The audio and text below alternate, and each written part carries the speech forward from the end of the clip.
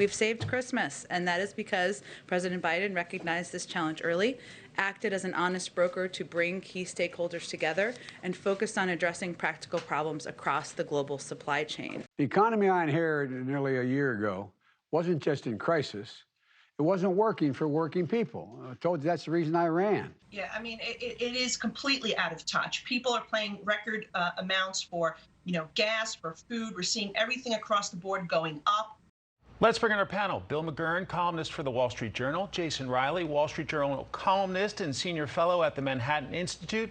And Kevin Walling, Democratic strategist and former Biden campaign surrogate. Gentlemen, Merry Christmas. So let's start with the state of our economy. Bill, where are we?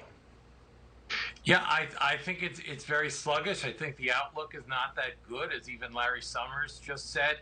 Look, the president's problem is that he's been very dismissive of inflation, and all the experts that he's relying on got it wrong. They didn't see it coming. They downgraded it. Remember Ron Klain calling it a high-class problem. Jan Psaki joking about the tragedy of the treadmill and so forth. Like they downgraded all these problems. The problem that they have politically is that inflation is not something Americans learn from the president or the Fed chairman. Mm-hmm. It's what they learn when they go to the gas pump and it takes them $20 more to fill up their minivan or $20 more for a sack of groceries at Kroger. They feel it. So when they see people in Washington saying everything's fine, this isn't real, and then they're saying it's just transitory, it really adds up to a lack of credibility. Jason, your thoughts? Well, I think Bill has it right there. I think people are upset about the economy, even though unemployment is low, even though jobs are plentiful, because of inflation. They've seen their purchasing power diminished. Wages have grown for working class people, for lower middle class people, but after adjusting for inflation, wages have fallen. And that is what people are picking up on, as Bill said, whether it's at the gas pump, the grocery store, buying a used car, or you have it. And that essentially has been the problem that the Biden administration is dealing with. And on top of that, they are trying to put in place much, much more spending, which would risk exacerbating the inflation problem that we already have. And so I think that's the problem that this administration is dealing with. They have a very ambitious domestic agenda here, and I think it exceeds their mandate. They have very narrow majorities in the House of Representatives. They have an evenly divided Senate, and they need a domestic agenda that reflects that. And that is not what they have right now, and that is their problem. All right, Kevin, your turn. State of the economy about a year into the Biden administration. Yeah, Mike, I mean, we're seeing some of the greatest economic indicators in 50 years. As Jason rightly pointed out, incomes are up for middle-class families across the board, the best numbers that we're seeing from 1999. That's why we're seeing in recent weeks the Consumer Confidence Index actually on the rise. Americans are more confident about where this economy is headed in the next year, and that's a really good thing. To Bill and Jason's point, though, obviously inflation is a serious concern, not just for this president, but obviously for Chairman Powell and his more aggressive statements that he's been making in the last couple of weeks. And that will certainly be a focus continuing for this administration. But all indications are we're in a really strong job market, a really strong consumer confidence market, and inflation will be a key issue going forward for sure. President Biden addressed the issue of inflation in an interview with ABC News this week. Let's take a listen. We have to acknowledge that. Inflation a 40-year high.